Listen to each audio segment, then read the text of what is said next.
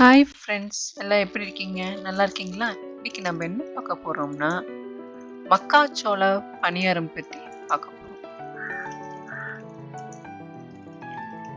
அதற்கு என்னென்ன தேவையான பொருட்கள் பற்றி பார்க்கலாமா?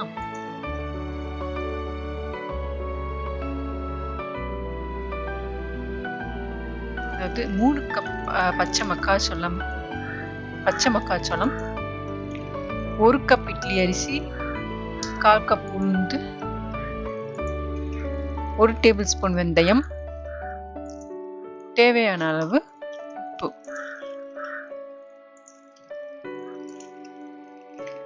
தாளிக்கிறது 2 டேபிள் ஸ்பூன் எண்ணெய்,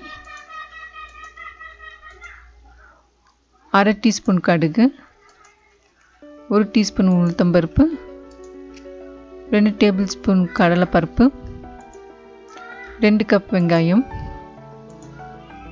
4 பச்சை மிளகாய், கருவேப்பிலை, மல்லி இலை சிறிது. எப்படி செய்யலாம் என்று பார்க்கலாமா? மக்காச்சோளத்தை பிரித்து எடுத்து குறைஞ்சது 10 மணி நேரம் ஊற வைக்கணும். அதுக்கப்புறம் இந்த அரிசியை கழுவி எடுத்து சேர்த்து 5 மணி நேரம் தண்ணீரை ஊற வைக்கணும். வைக்கிறதுக்கு 1 மணி நேரம் முன்னாடி உளுந்து வெந்தயம் எல்லாம் சேர்த்து ஊற விடணும். அதுக்கப்புறம் கிரைண்டரில் சேர்த்து கொஞ்சம் தண்ணீர் விட்டு தோசைக்கு அரைப்பாங்களா அந்த போல் அரைத்து எடுத்துக்கொள்ளணும். அடுத்தது அரைத்த மாவில் கொஞ்சம் உப்பு சேர்த்து கலந்து விடணும். மாவு புளிக்கக்கூடாது. புளிக்கிறதுக்கு முன்னாடியே பணியாரத்துக்கு ரெடி ஆயிடணும். தாளிக்கிறதுக்கு என்னென்னு சேர்த்துக்கலான்னு பார்க்கலாமா? வெங்காயம், தக்காளி, பச்சை மிளகாய், கருவேப்பிலை இதெல்லாம் பொடியாக நறுக்கி வச்சிடணும்.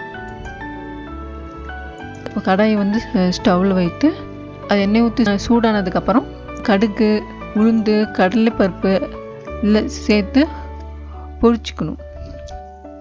பொரிச்சதுக்கப்புறம் வெங்காயம், தக்காளி, மல்லி, கருவேப்பிலை எல்லாம் நன்கு சேர்த்து நல்லா வதக்கணும். கிண்ணத்தில் எல்லாமே வறுத்த எல்லா வெங்காயம், தக்காளி, கலவை எல்லாம் சேர்த்து மாவில் சேர்த்து கலந்து கொள்ளணும். பணியாரக்கல்ல ஸ்டவ்வில் வச்சு கொஞ்சம் சூடானதுக்கப்புறம் பணியாரம் குழியில் இருக்குல்ல அதில் கொஞ்சம் எண்ணெய் சேர்த்து பாதி அளவு மாவை சேர்த்து மிதமான சூட்டு வேக வைக்கணும். அப்புறம் அதை திருப்பி எடுத்தால் பணியாரம் ரெடி.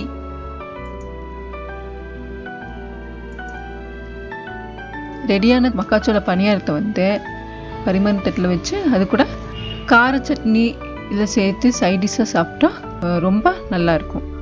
இதை குழந்தைகளுக்கு கொடுங்க, குழந்தைகள் இதை விரும்பி சாப்பிடுவார்கள். அடுத்தது ஒரு ஹாட் டிப்ஸ். என்ன பார்க்க போகிறோம்னா பிஸ்தா பருப்பு பற்றி பார்க்க போகிறோம். ரொம்ப அவசியமான ஊட்டச்சத்து இதில் பிஸ்தா பருப்பில் இருக்குது.